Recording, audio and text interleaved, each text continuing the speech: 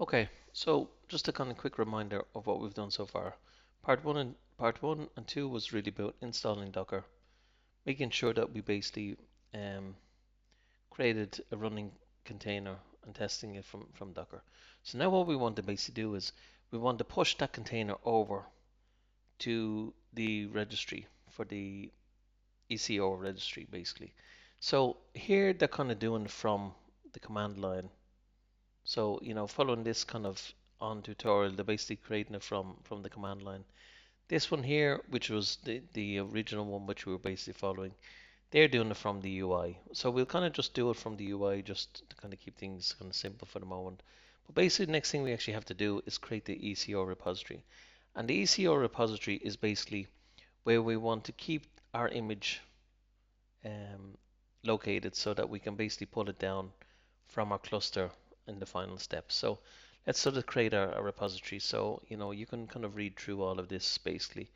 But here it sort of says we're just going to create a repository. Um, yeah. So we're going to go back into repositories here. And the one thing I want to kind of point out here, which is important before you create any repository, is basically make sure you're creating this as a private repository.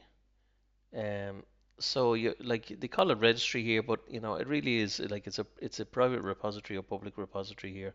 So just make sure that you're basically creating it as a private. So anything public is just not going to use any authentication or anything to access. So anybody could potentially kind of go into that repository and pull down whatever you basically have in that repository. So I'm going to go into kind of private repository here. I'm going to create new repository. I'm going to keep it a private here. You can sort of see that's the actual private here. They were calling it fire app. I'm going to continue because if we kind of go back to our Docker image here, and do Docker image list here, you can sort of see that we called it um, Amazon ECS demo here. This is our image, by the way. So this is the Docker repository, just to be kind of clear. This is the Docker repository. This is the AWS repository. This Docker one here just allows us to run it locally on this machine. This one here allows us to run on AWS. So there is a bit of there's obviously kind of a difference between both, but we have to just be kind of careful that we're basically just going to use private, and we're going to use an, nice kind of repository name basically to just be able to identify this. Again, once this demo is over, we'll kind of delete that. So it says once a repository has been created, visibility setting of the repository cannot be changed. So that's kind of important there. Visibility is whether it's kind of private or public basically. So we don't need that. We don't need that. Image scans is a different discussion, but basically you can sort of see that um, it creates it quite fast. You know, it actually kind of creates it quite fast. But you can also kind of click in here. You can sort of see there's actions like about a summary and permissions, and as editor repository and scan filters. And what they're basically sort of saying here is go back here. Um, so kind of go back here. So this was that one. So here we kind of go back here. You sort of see, okay, they're calling theirs fire up. We just called it slightly different, but you can sort of see it's the same thing. So what we want to do now is that we actually have a repository created. So we have a repository here. We just don't have anything inside of this repository. So what we want to do is basically we want to push our image that we created here up into this repository so that this repository here can kind of store. It's like a storage unit. You're kind of taking this image and putting it into your storage unit, online. That's basically what you're essentially doing. So if we kind of go here, so it says okay, so this is just how to create the repository. Now we've got a repository set up. We can begin pushing our container image up so that's available to deploy. So that just means it's available to deploy from anywhere.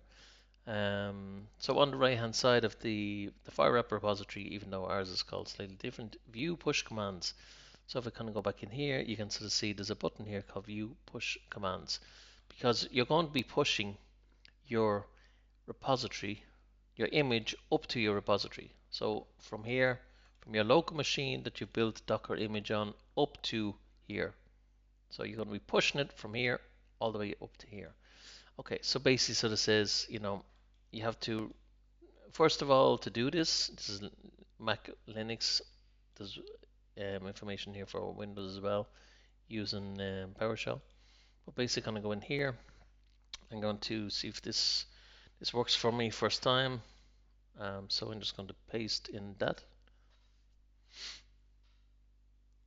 Okay, so login succeeded. So we basically successfully logged into our repository. Repository from here.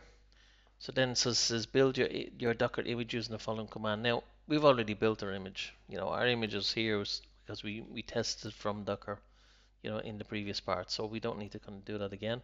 But basically after the build is completed, tag your image so that you can push the repository. So this is kind of important here. So what you're trying to do here is you're going to tag the image that you basically built, and you're basically going to make sure that it actually has a tag. So the tags here locally right now is just called latest. So this is just kind of locally called latest. But here you can sort of see it's also kind of latest, but you could actually change this to 1.2. Let's just sort of see if we just kind of tag it, does it kind of update anything? So I'm going to take this command here, and again, this is using, the command line. So if I do image list here, image Docker image, it's always I'm, I'm always kind of sort of saying, I would have actually preferred if Docker had a sort of says, images list, because I think kind of naturally people probably sort of say that, but it doesn't make a kind of difference here. But you can sort of see that basically this is one image here for the latest, and here we have a second repository here. So basically what it's done is it's just copied this one and gone over to this one. And why are we kind of doing this?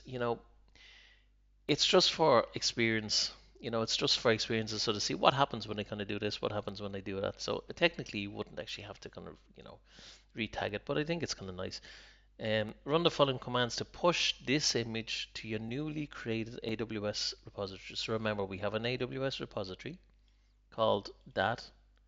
We're going to push this image up to that repository, because remember we've logged in here to Docker. So we're going to do this. We're going to copy that. We're going to come up here. We're going to come in here. We're going to come in, and we're going to sort of say push, and we're going to run the command. What's happening here is it's basically pushing that image here, this image here, because remember we prefixed it here, with pushing that image all the way up to Amazon. So it's pushing that image that was on our box locally up to Amazon here. So this is great. I mean, this is fantastic, because once we actually have it online, once we have the image online, then we can kind of verify and test it from actually online. So I'm going to close this now because we're kind of finished with it. And here, if I just kind of refresh this here, let's sort of see if there's anything that's kind of changed.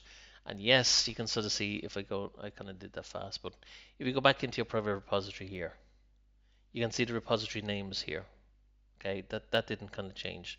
Here, if you kind of go in here, you can sort of see that basically we now have one image that's being pushed at this time exactly to 2 p.m. It's that size, because what it does is it actually just kind of condenses it when it kind of goes online. But basically it's this image here, and it's this image tag, because remember here it was this image tag. So that's what we sort of said, Docker push that image using this latest tag for a moment. Now again, I mean, you could, obviously if you're working in kind of business, kind of change that to be kind of 1.1 or 1.3 or 1.5 or whatever your kind of requirement actually is, but just for the moment we just keep it kind of nice and simple. Okay, so that's our image is now pushed. Let's sort of see, do we need to do anything? Let's go back to our tutorial here. This contains all instructions. You need to push the image, so we did that. if you're going to do this from a MacBook, we already did the kind of build, so that's fine, that's fine.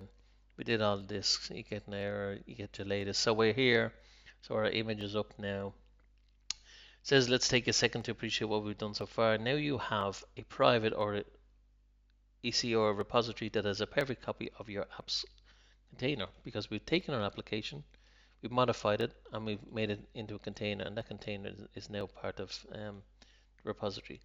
Okay, so it says before we move over to ECS. So this is really the kind of part of where we're looking to actually study, believe it or not, to set up our cluster, because we want to have a cluster of um, containers now that will basically run our app. So there'll be high availability, high scalability, um, different kind of commands that we'll kind of go into in a few minutes. But basically, the next part is about kind of creating a cluster. So it looks as though our image so far is up in our repository here. So everything looks ready and good, so that we can kind of use this. We can use this image now over in container services. So